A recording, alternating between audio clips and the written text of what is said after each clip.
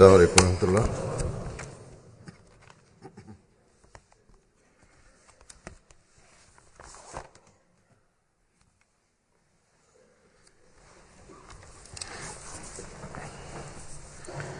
أشهد أن لا إله إلا الله وحده لا شريك له وأشهد أن محمدا عبده ورسوله أما بعد فأعوذ بالله من الشيطان الرجيم بسم الله الرحمن الرحيم الحمد لله رب العالمين الرحمن الرحيم مالك يوم الدين إياك نعبد وإياك نستعين اهدنا الصراط المستقيم صراط الذين أنعمت عليهم غير المغضوب عليهم ولا الضالين.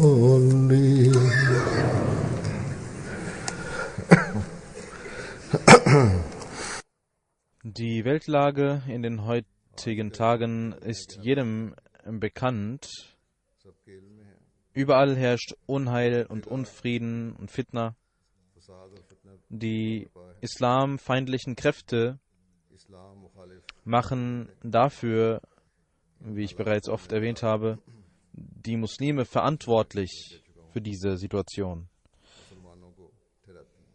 Es ist richtig, dass einige muslimische Gruppierungen und Organisationen im Namen des Islams sowohl in muslimischen Ländern als auch in nicht-muslimischen Ländern solche Vorgehensweisen an den Tag legen, die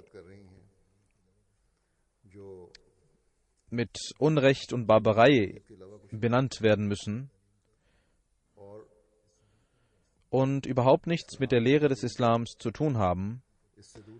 Aber es ist auch Fakt, dass mit einer richtigen Planung diese Situation innerhalb der Muslime hergestellt wurde und diese Lage, die in den muslimischen Ländern herrscht, geplant ist. Die egoistischen Muslime und Heuchler haben dem Islam immer schon Schaden zugefügt, die für ihre eigenen Interessen immer instrumentalisiert worden sind von solchen Weltmächten. Die Lage der Welt ist sehr schlecht. Aufgrund des Fehlverhaltens einiger Muslime haben die islamfeindlichen Kräfte die Möglichkeit und eine wunderbare Möglichkeit, gegen den Islam vorzugehen und sich gegen den Islam zu erheben. Und es ist richtig, dass auch wir Ahmadi Muslime Zielscheibe dessen sind. Diejenigen, die uns kennen, wissen, dass die Ahmadiyyat und die Lehre der Ahmadiyyat auf Liebe, Toleranz, Brüderlichkeit basiert und sonst nichts kennt als Liebe. Aber gewöhnliche Menschen denken, wir seien auch genauso. Und in den Medien herrscht ein solches Bild über den Islam. In einigen Ländern versuchen einige nationalistischen Parteien, sie wollen nichts anderes hören und versuchen nur durch negative Propaganda und durch falsche Gedanken die Menschen zu beeinflussen. Diese Gegnerschaft spüren wir auch in Ostdeutschland und auch in den Niederlanden, wo Wahlen stattfinden werden. Ebenso in anderen Ländern der Welt gibt es rechte Parteien, die Oberhand gewinnen. Und die Lage der USA ist jedem bekannt. Und die Ahmadis, nicht nur weil sie Muslime sind, sondern auch als Ahmadis in den muslimischen Ländern müssen sie große Schwierigkeiten auf sich nehmen, nur weil wir den Rufer der Zeit, den Imam der Zeit akzeptiert haben, der gemäß dem Versprechen Gottes gekommen ist. In Pakistan, durch die tyrannischen Gesetze, die dort herrschen, haben die Maulvis die vollkommene Freiheit zu tun, was sie wollen. Und aus Angst vor diesen Klerikern sind sogar die Gerichte, die Jurisprudenz ist gezwungen, ihnen zu gehorchen. Auch in Algerien passiert dies, dass aufgrund sogenannter Gelehrter unschuldige Menschen, unschuldige Ahmadis durch falsche Vorwürfe in Gefängnissen geschickt werden. Auch derzeit sind dort mindestens 16 Ahmadis aufgrund ihrer Zugehörigkeit zu Ahmadiyyat in Gefängnissen verhaftet. Was sollte ein Ahmadi in einer solchen Situation tun? Wir haben weder weltliche Macht und Regierung, noch haben wir weltliche Mittel und Geld und Erdöl. Das, was wir haben, und dahingehend sollte jeder Ahmadi auf der Welt sich bemühen, sind Gottesdienste, Sadaqat und Istighfar, Bitte um Vergebung, Bittgebete, und so die Nähe Gottes, um so die Nähe Gottes zu erlangen. Das ist es, was die Barmherzigkeit Gottes auf uns lenkt, und der Mensch kommt in Gottes Zuflucht. Gottesdienste und Gebete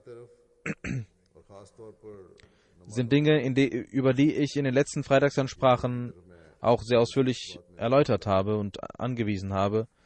Heute möchte ich über Sadaqat und Istighfar sprechen, also über Almosengabe und über das Gebet um Vergebung, weil das die Möglichkeit ist, um Gottes Barmherzigkeit auf sich zu ziehen. Der Mensch hat viele Schwächen aufgrund von weltlichen Aufgaben gehen wir unseren Gottesdiensten nicht so nach, wie es sein sollte. Wenn eine persönliche Schwierigkeit kommt, dann geben wir vielleicht etwas Sadqa, aber sonst nicht. Und die Pflicht des Istighfar gehen viele auch nicht nach. Wenn jeder von uns sich selbst überprüfen würde, dann wäre dies klar und eindeutig, dass die meisten von uns dieser Pflicht nicht richtig nachgehen. Wenn wir die Segnungen Gottes auf uns lenken wollen und seine Barmherzigkeit auf uns ziehen wollen und in Wallung bringen wollen, und wenn wir durch seine Hilfe die Pläne der Feinde und Gegner zunichte machen wollen, dann müssen wir auf jeden Fall uns auch um diese Dinge kümmern, die Allahs Wohlgefallen und seine Vergebung nach sich ziehen. Wenn Allah sagt, ich nehme eure Reue und Istighfar an und die Sadaqat, dann meint Allah, dass wir um Vergebung bitten sollen, damit er unsere Schwierigkeiten auflöst, damit er unsere Unruhe auflöst. Damit Allah sagt, damit ich euch helfe und euch in meine Nähe bringe, damit ich eure vergangenen Sünden vergebe, damit ich euch die Kraft gebe, wahre Gottesdiener zu werden, damit ich euch Barmherzigkeit erweise. Wie in diesem Vers des Heiligen Koran Allah sagt, Alam ya'lamu anna Allaha huwa yaqbalu tawbatan an ibadihi wa ya'khudhu sadaqati wa anna Allaha huwa tawwabur rahim.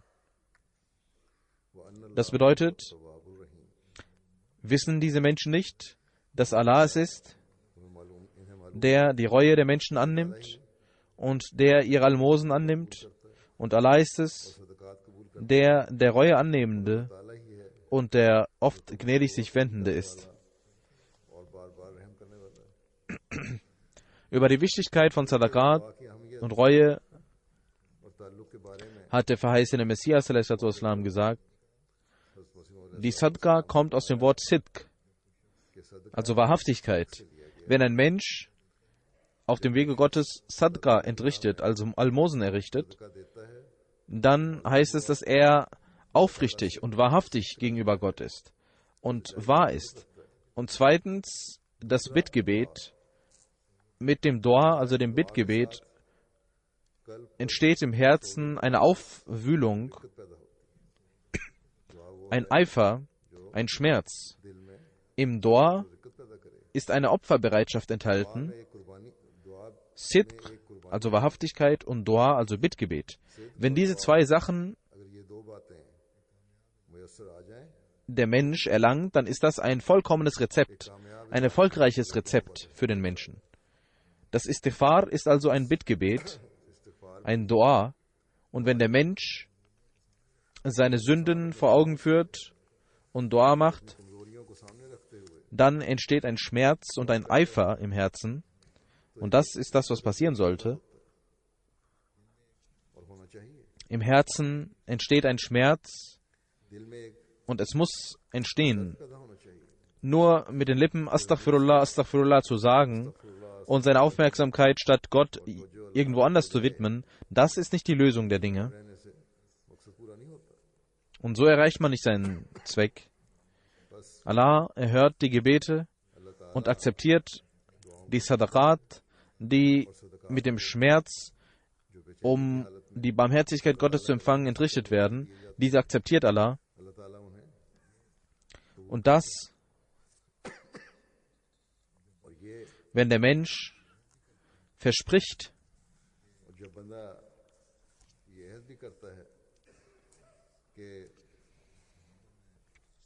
dass er künftig seine Schwächen beiseite legen wird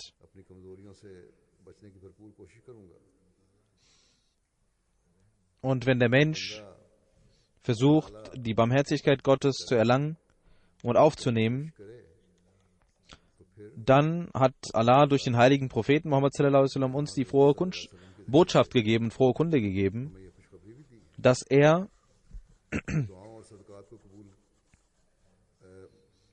die Gebete und die Sadaqat, wie er die Gebete und die Sadaqat akzeptiert. Allah sagt, sprich zu meinen Menschen, wenn mein Diener einen Schritt zu mir geht, dann gehe ich 2 Schritte zu ihm.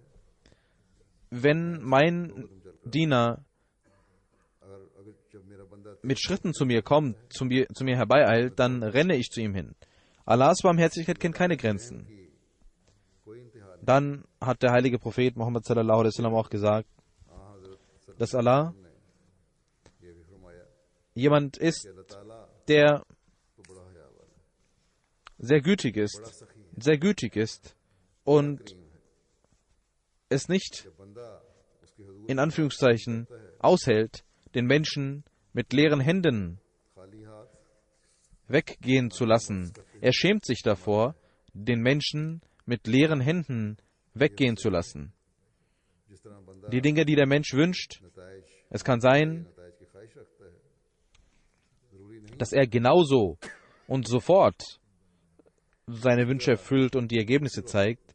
Manchmal durch die Weisheit Gottes muss man warten und Allah akzeptiert diese Gebete auf andere Art und Weise.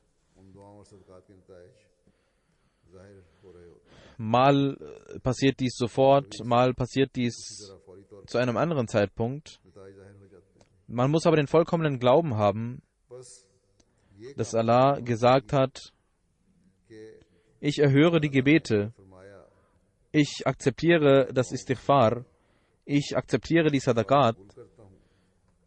Das heißt, wenn der Mensch um Vergebung für seine Sünden bittet und verspricht, in Zukunft sich von Sünden fernzuhalten und dafür auch alles versucht, dann akzeptiert er dies. Und er zieht den Menschen vor jeglichen Schwierigkeiten heraus. Man muss immer wissen, dass Allah weiß, was in unseren Herzen ist. Deswegen können unsere oberflächlichen Taten nicht akzeptiert werden. Und wenn wir aufrichtig sind und diese Taten befolgen, aufrichtige Taten befolgen, dann, wie der heilige Prophet Muhammad sallallahu alaihi wasallam gesagt hat, bleiben diese nicht ohne Ergebnis und Lohn. Allah lässt einem nicht ohne Lohn. Allah ist so gütig und barmherzig, dass er gegenüber seinen Dienern, gegenüber den Menschen so gütig ist, dass der heilige Prophet Muhammad sallallahu alaihi wasallam gesagt hat, diejenigen, die nicht die Kraft haben, Sadqa zu zahlen, Almosen zu geben, dann reicht es aus, dass sie etwas Gutes tun und sich vor üblen Dingen fernhalten, und das ist auch eine Sadqa für sie. Ihre Gebete und Istighfar und ihre guten Taten, die anderen Menschen nützen,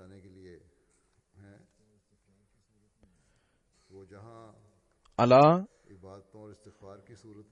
akzeptiert diese wie Sadqa und Istighfar, und diese guten Dinge und guten Taten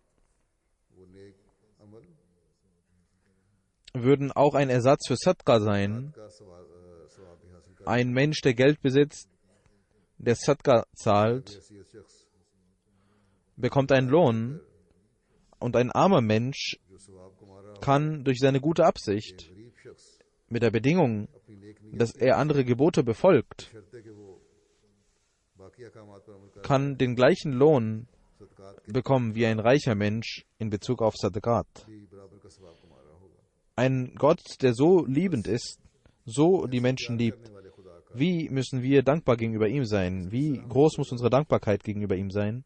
Er hat uns nicht nur die Rezepte gegeben, um uns vor Schwächen zu retten und unsere Schwächen zu beseitigen, sondern auch gesagt, dass ich eure Taten, die ihr tut, um euch vor Schwächen zu beschützen, dass ich diese akzeptieren werde und dass ich euch erlösen werde von Schmerzen und von Prüfungen.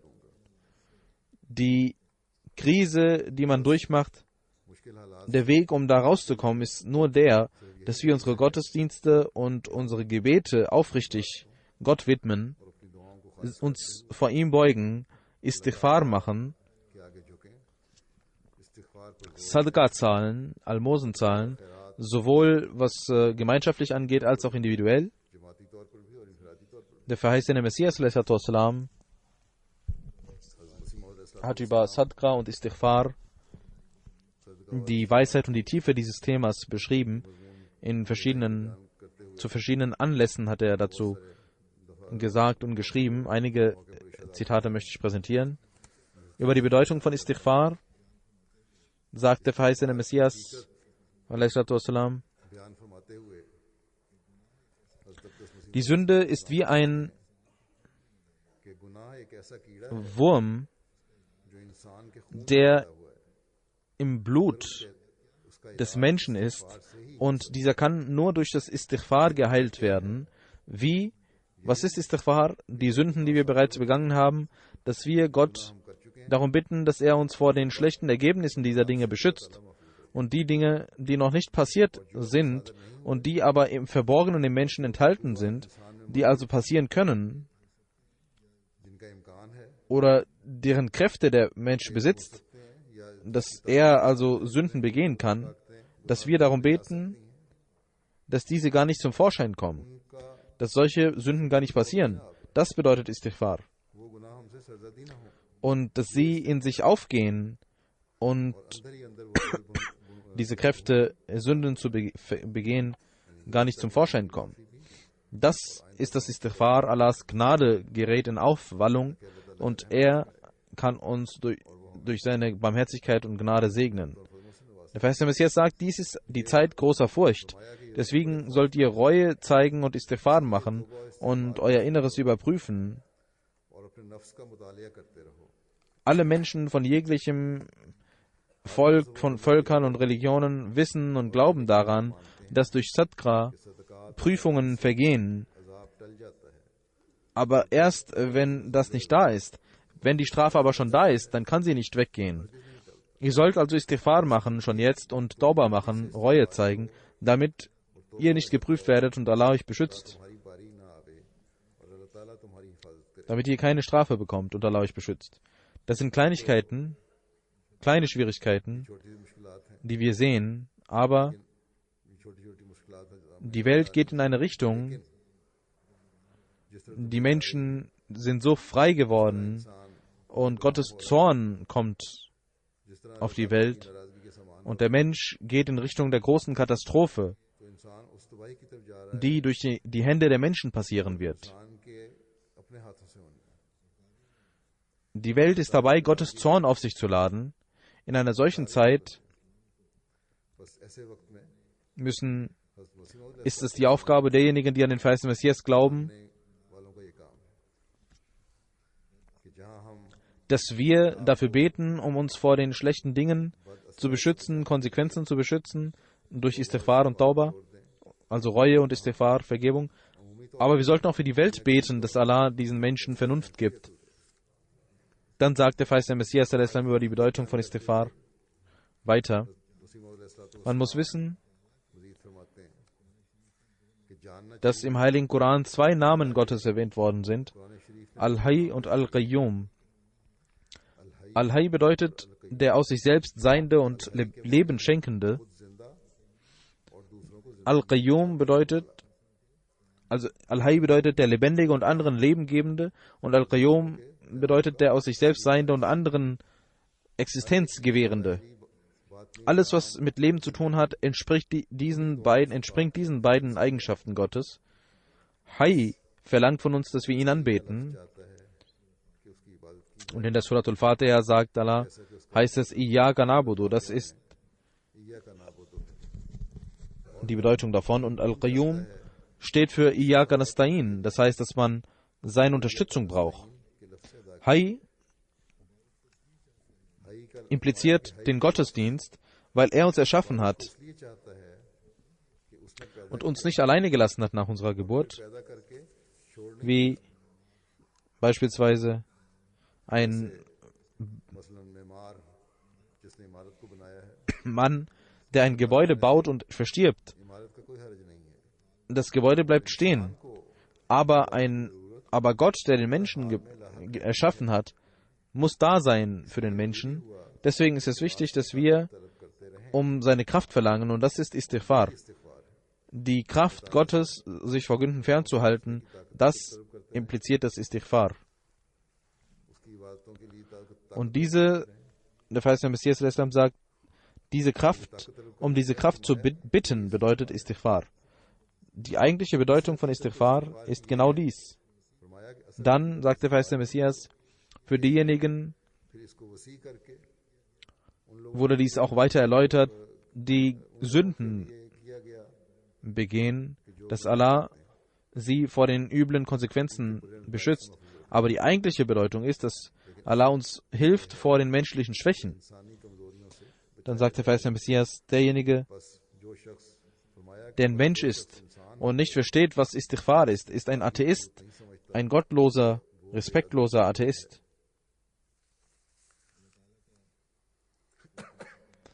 Die Nähe Gottes, Reue und Bedeutung von Istighfar, dazu sagt der verheißene Messias,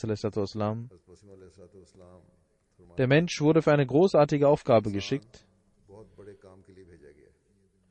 Der verheißene Messias hat diese Aufgabe erläutert. Der Mensch soll eine innere Läuterung herbeiführen in sich selbst. Das ist seine große Aufgabe, dass er in sich eine große Reinigung herbeiführt und dass er sich mit Gott versöhnt, dass er ihn nicht erzürnt.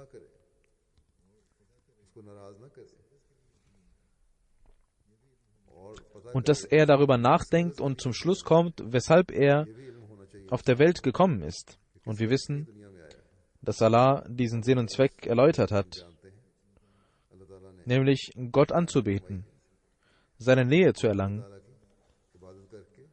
Dann sagt der verheißene Messias weiter, der Mensch wurde für eine große Aufgabe geschickt, aber wenn die Zeit kommt und der Mensch diese Aufgabe nicht erledigt, dann kümmert sich Gott darum, schaut, dass ein Diener, der seine Aufgabe nicht tut, dass sein Herr ihn von sich abtrennt. Wie soll Gott mit dem Menschen verbunden bleiben, der seine Pflicht nicht erfüllt? Der verheißene Messias nennt ein Beispiel und sagt, dass Mirza Sahib, also der Vater des verheißenen Messias, 50 Jahre lang als Arzt arbeitete und sagte, er hat kein Rezept für eine Krankheit, eine bestimmte Krankheit bekommen. Und die Wahrheit ist, dass alles, was in den Menschen geht, ohne die Wirkung Gottes nicht wirken kann. Man sollte Tauba und Istighfar machen, dass Allah segnet. Und wenn der Segen Gottes kommt, wenn die Segnung Gottes kommt, dann erfüllen sich auch die Gebete. Allah hat gesagt, Gott hat gesagt, ich werde eure Gebete erhören, aber ihr sollt auch mir gehorchen. Deswegen sagt der verheißene Messias,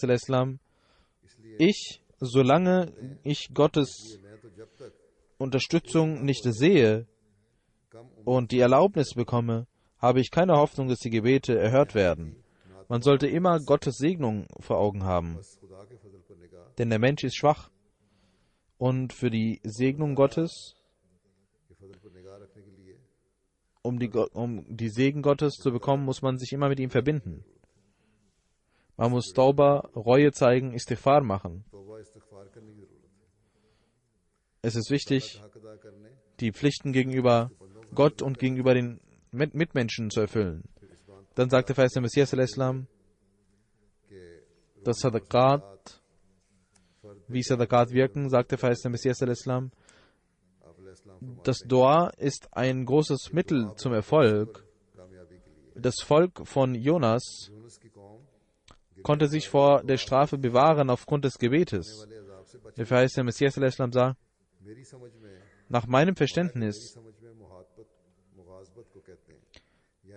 bedeutet, wenn man sich streitet oder zornig ist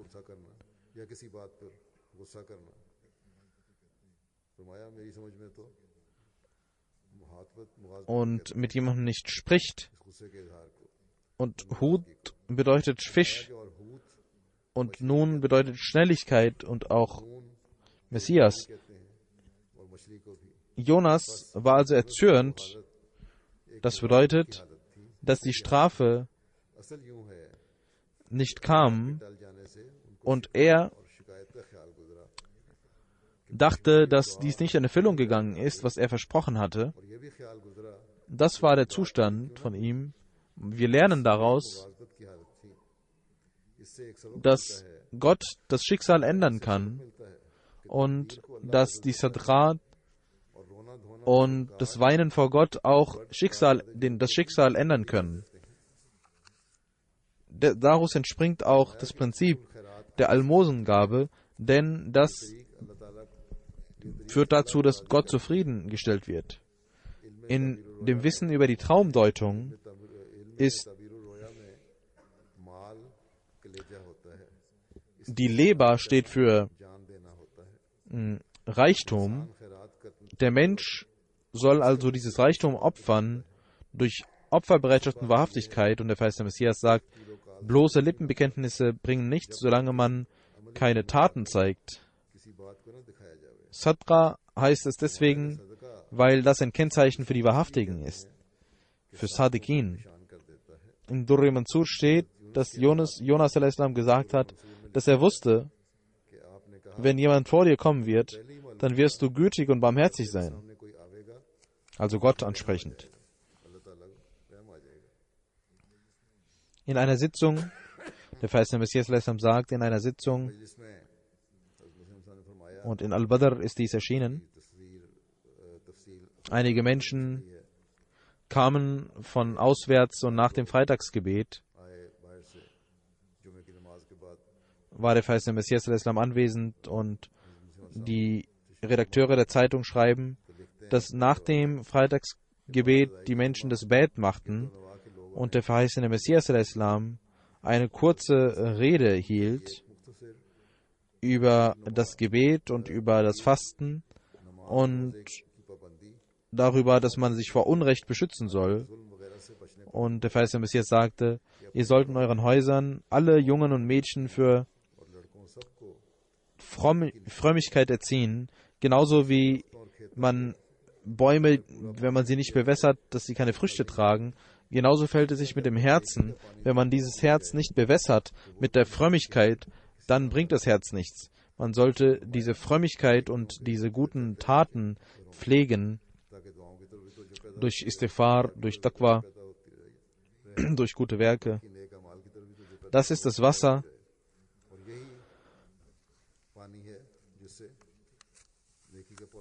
durch das der Baum der Frömmigkeit, also der Glaube, wächst. Dann sagt der verheißene Messias, der Redakteur schreibt, der verheißene Messias sagte, dass man sich vor Sitzungen fernhalten soll, die verspotten, die andere verspotten.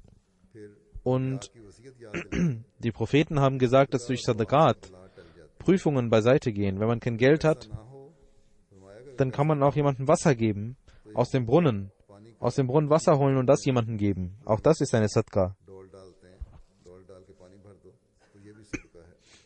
Jemandem durch sein Geld, durch seinen Körper hilfreich sein, ist auch eine Sadqa.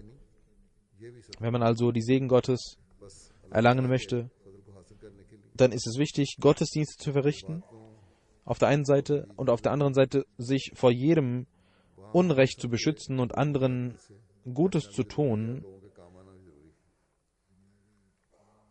statt seine Zeit mit weltlichen Dingen zu verbringen, soll man zu Hause auch sich um die rechtschaffenen Dinge kümmern. Und man soll sich vor Sitzungen fernhalten, in denen nur Lachen und Spott Thema sind, in denen andere verspottet werden.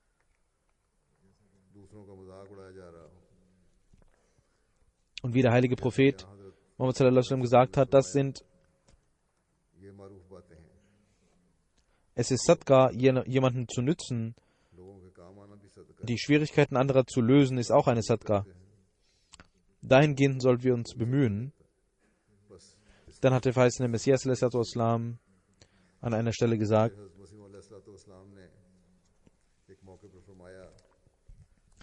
zwischen allen Religionen besteht die Einheit, dass durch die Sadqa, die Prüfungen, die anstehen, vorübergehen können.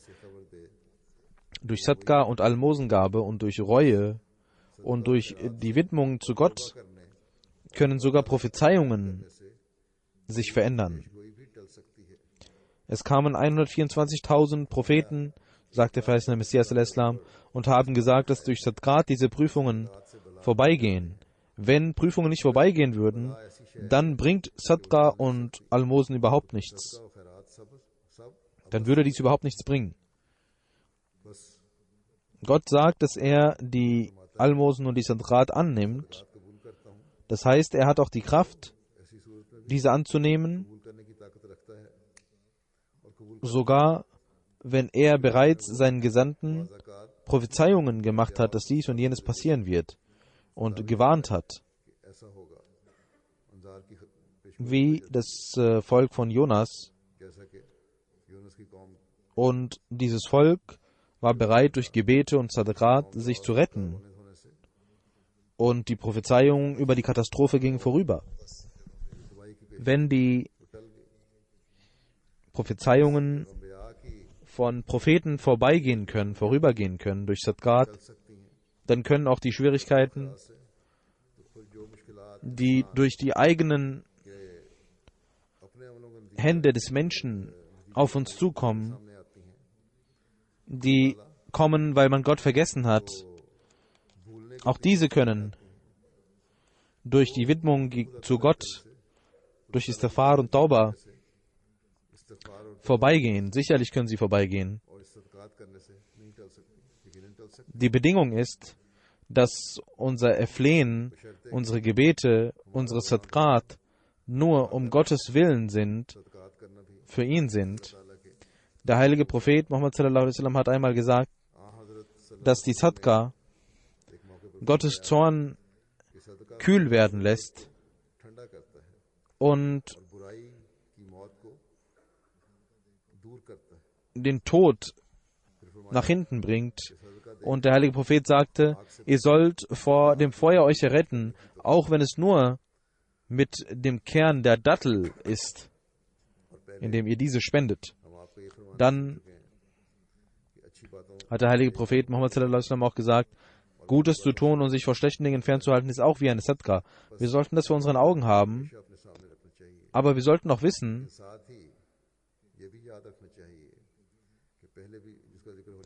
dass es wichtig ist, vom Herzen Istighfar zu machen. Dies führt dazu, dass wir uns künftig vor Sünden beschützen und auch die Barmherzigkeit Gottes auf uns ziehen und seine Nähe erlangen. Der heilige Prophet Muhammad sallallahu alaihi wasallam hat einmal gesagt,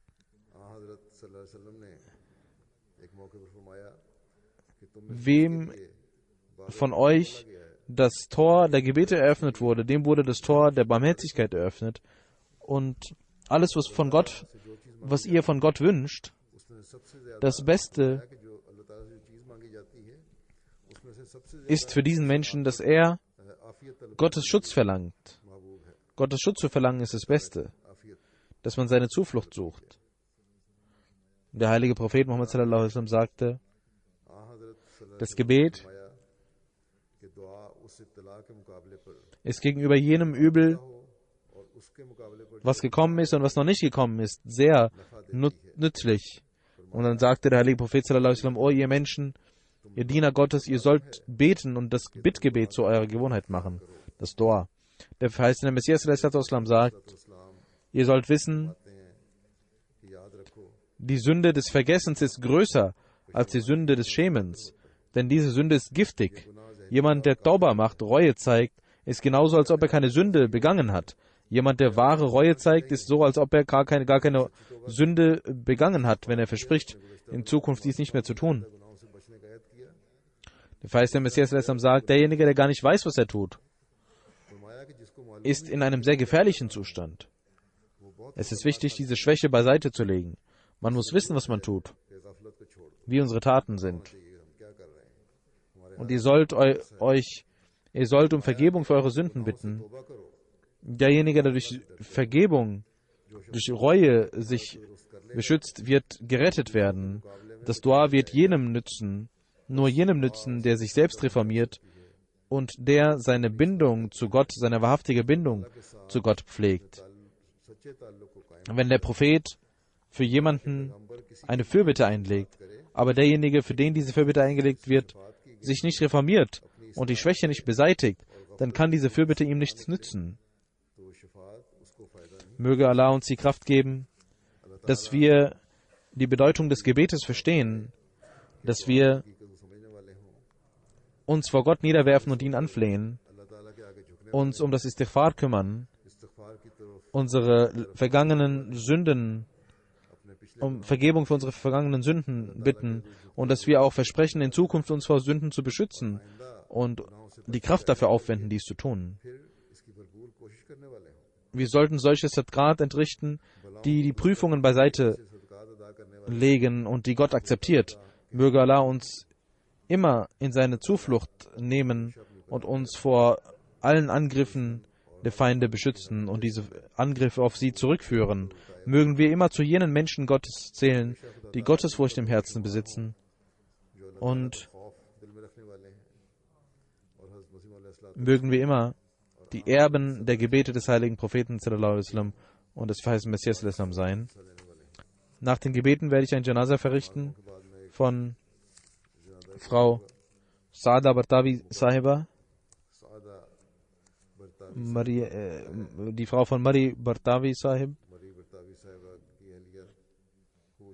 Sie ist in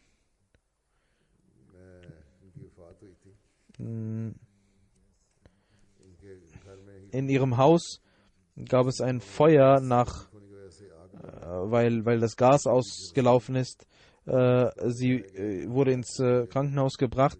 Es ging ihr dann auch besser und sie war sehr geduldig und war immer mit der Lobpreisung Gottes beschäftigt und sagte, dass wir uns dem Schicksal Gottes mit dem Schicksal Gottes zufrieden geben müssen.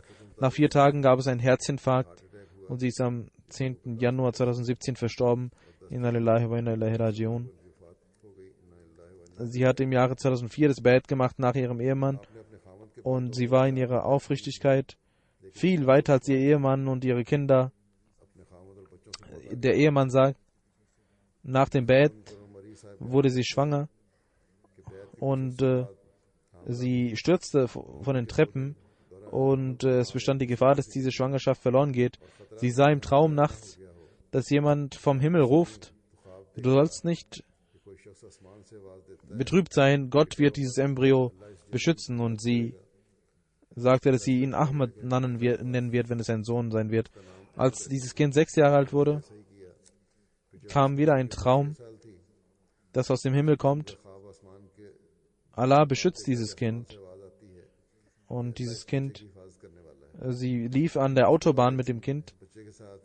Als dieses Kind versuchen wollte, die Autobahn zu kreuzen, und sie machte die Augen zu und ihr Kind war ruhig und war auf der anderen Seite und sie dachte an ihren Traum und sie war immer beschäftigt, Gutes zu tun und als erstes Gutes zu tun, und wann immer ich etwas Gutes tun wollte und sagen wollte, dass ich etwas tun will, sagte sie, ich habe dies schon gemacht.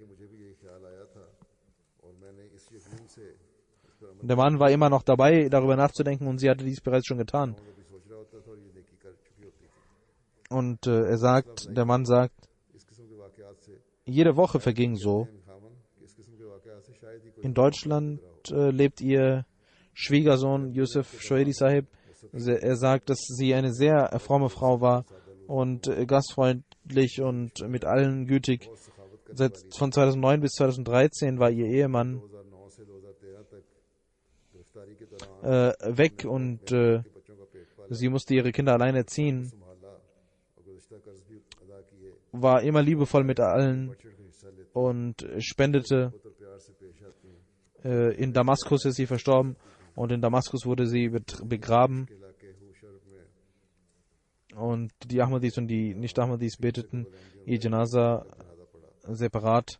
Möge Allah ihre Ränge erhöhen und auch ihren Nachfolgern, Nachkommen die Kraft geben, mit der Jamaat und dem Khilafat immer verbunden zu bleiben.